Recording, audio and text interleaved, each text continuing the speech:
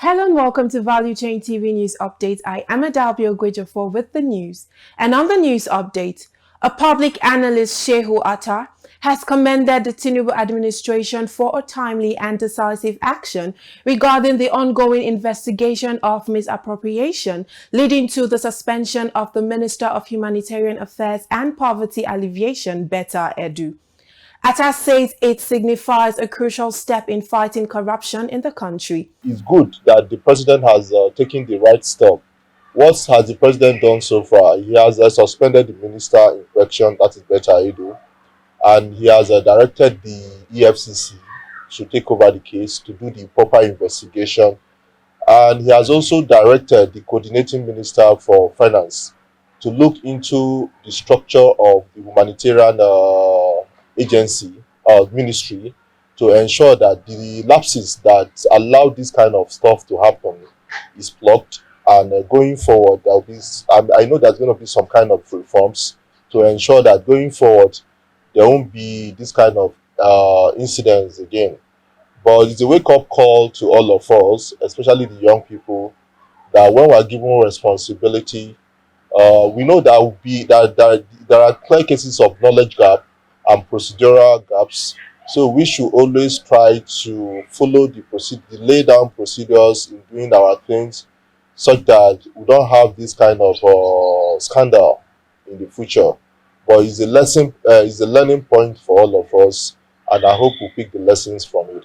Value Chain TV had earlier reported that the Economic and Financial Crimes Commission, EFCC, has summoned the Minister of Humanitarian Affairs and Poverty Alleviation, Betta Edu, to its Jabi headquarters in Abuja regarding an alleged 558 million naira scandal. Betta Edu is scheduled to appear before the EFCC to address the recent money laundering allegations. The Nigeria Electricity Regulatory Commission, NERC, has announced the dismissal of directors at the Kaduna Electricity Distribution Company, KAEDC.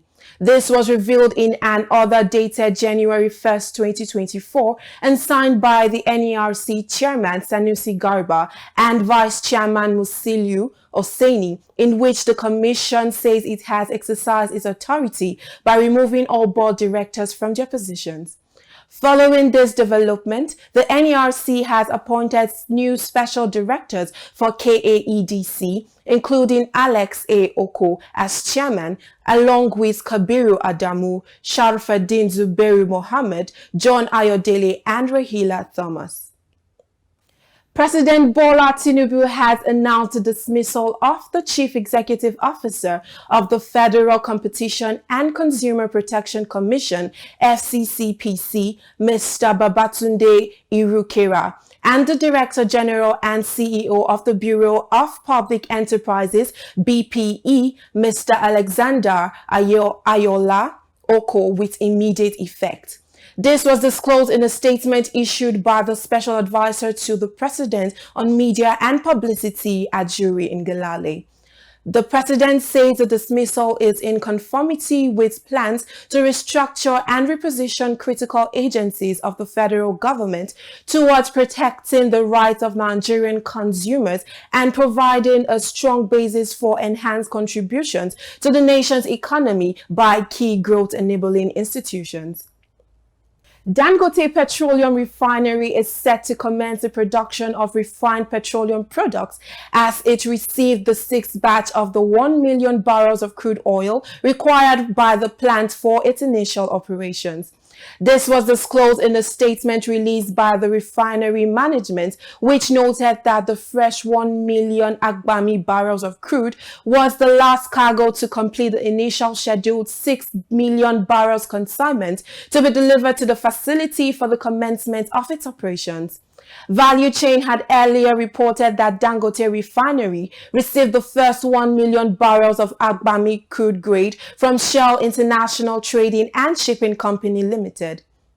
The Nigeria Sovereign Investment Authority has said that it will focus on renewable energy solutions to resolve power shortages in energy-deprived communities across the country.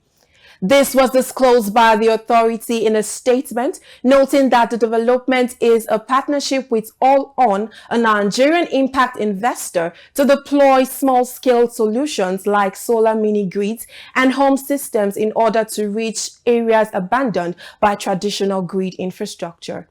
Managing Director of NSIA Aminu Umar Sadiq said that achieving expanded energy access to underserved and unserved segments of the society is the goal of the authority's renewable investment platform for limitless energy, which emphasizes distributed renewable energy.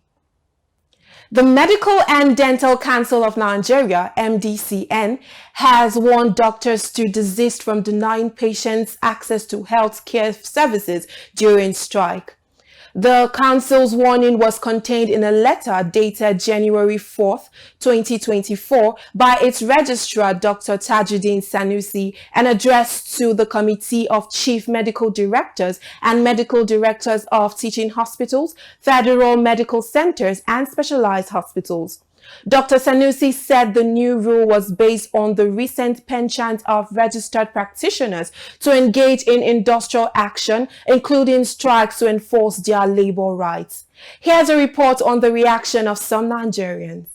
I believe by discipline, by practice and by ethics, doctors were originally trained to save lives first. I think that is, I don't know if it's their motto, but I think that's the basic thing. Save the life or the lives of people first. And I think lives are more important than even any other thing. Meanwhile, these doctors are not going to survive on air now. You know, we know quite all right that it's not just them that are facing this hell where everybody is going through in this country. So we should be a little bit more tolerant. I think maybe perhaps give the government a little time. Maybe things might just improve. It's a very good idea because it happened to me 2022. My wife was hospitalized. I went to national hospital. I don't want to mention the hospital. I went to government hospital. So on getting there, they were on strike. I have to make some little calls. They said that they can't attend to anybody because they were on strike. So if they bring this idea, I think it's very good.